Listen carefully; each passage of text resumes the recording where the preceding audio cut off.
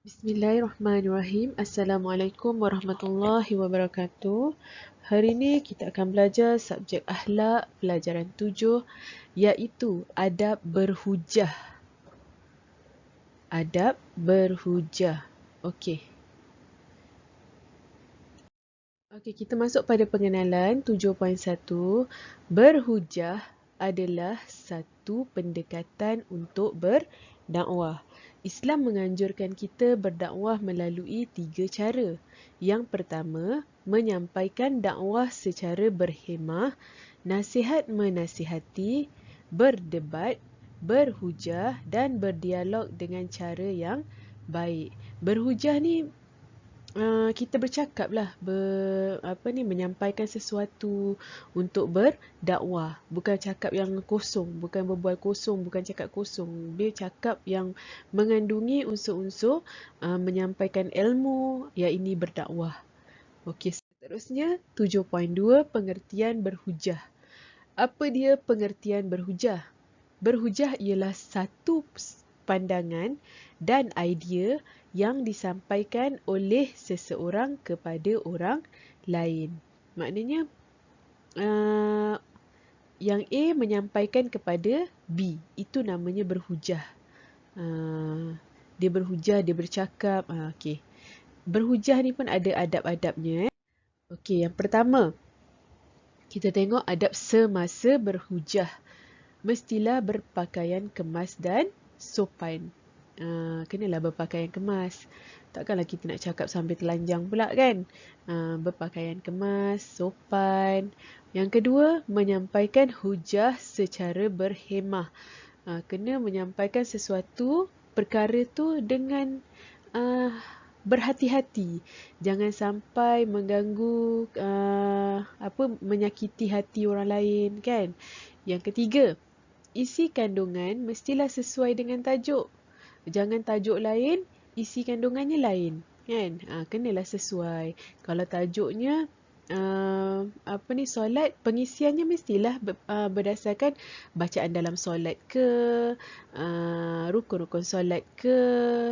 Jangan tak ada kena-mengena dengan solat. Contoh macam bersedekah. Lah, tiba-tiba pula bersedekah.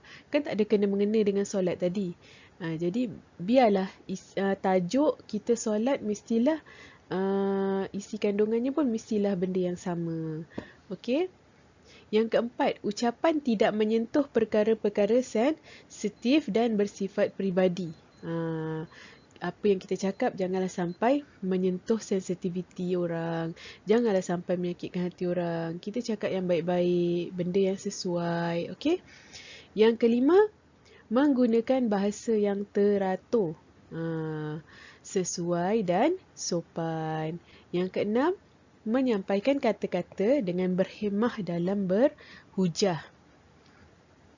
7. Hujah bersandarkan Al-Quran dan hadis serta pandangan ulama yang muktabar dan bukti yang benar.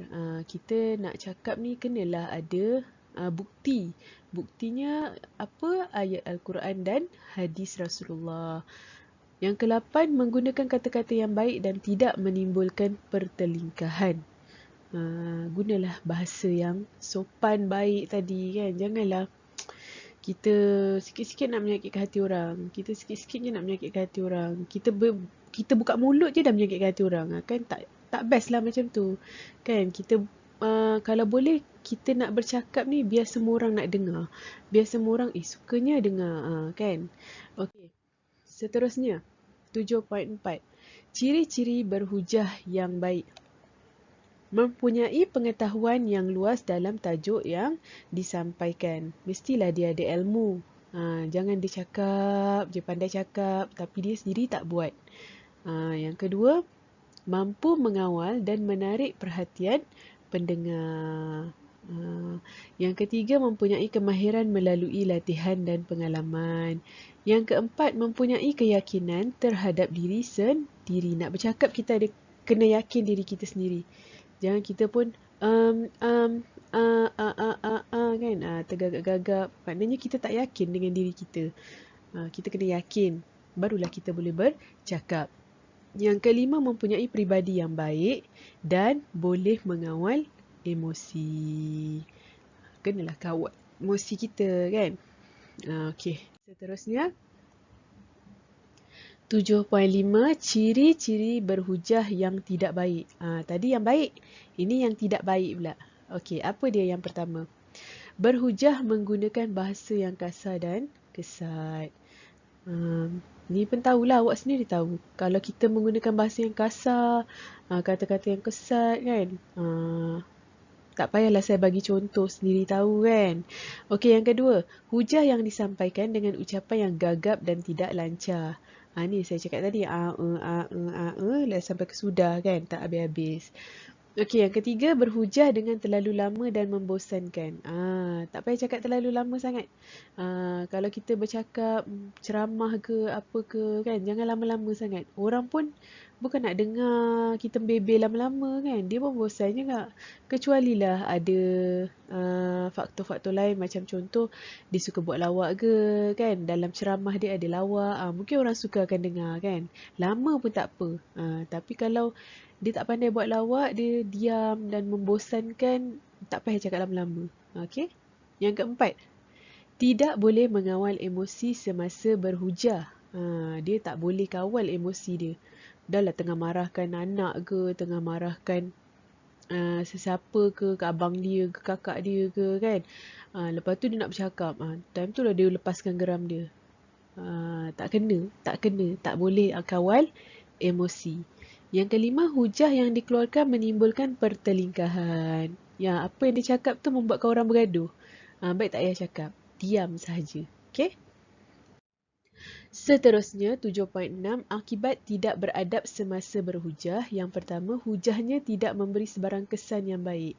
Hujahnya tak ada. Pantul, maksudnya tak ada, kosong. Macam tin kosong je, tak ada apa-apa.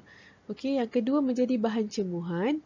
Ketiga, menjatuhkan maruah diri dan agama Islam. Yang last, terakhir sekali, menimbulkan perselisihan faham dan boleh menyebabkan masyarakat berpecah belah. Okey, menjadi bahan cemuhan ni. Baik kita ni kalau tak berilmu, tak payahlah kita nak jadi bahan cemuhan orang. Tak payah, maksudnya bahan cemuhan ni jangan sampai kita dikutuk orang. Kalau kita rasa kita tak mampu, kita cakap kita tak mampu. Tak boleh, saya tak boleh bercakap. Saya tak pandai berhujah. Okey, yang seterusnya menjatuhkan maruah diri dan agama Islam. Pandai-pandai, bila memandai-mandai, kita tak pandai, tapi kita memandai-mandai, macam kita pandai sangat dalam bab tu, bab ni, tu menjatuhkan maruah diri kita sendiri dan agama Islam. Okey, yang terakhir menimbulkan perselisihan faham dan boleh menyebabkan masyarakat berpecah belah. Okey, yang ni Yelah, bila orang dah tak suka kita kan, tu yang akan terjadinya pergaduhan. Tu yang kita punya kaum ni, suku kaum kita berpecah belah. Okey, setakat ni ada yang tak faham tak? Saya harap awak semua faham saya dah sediakan lembaran kerja ataupun latihan. Awak boleh jawab dan hantar di Telegram. Sekian saja untuk hari ini. Wabillahi taufiq wal hidayah. Wassalamualaikum warahmatullahi wabarakatuh.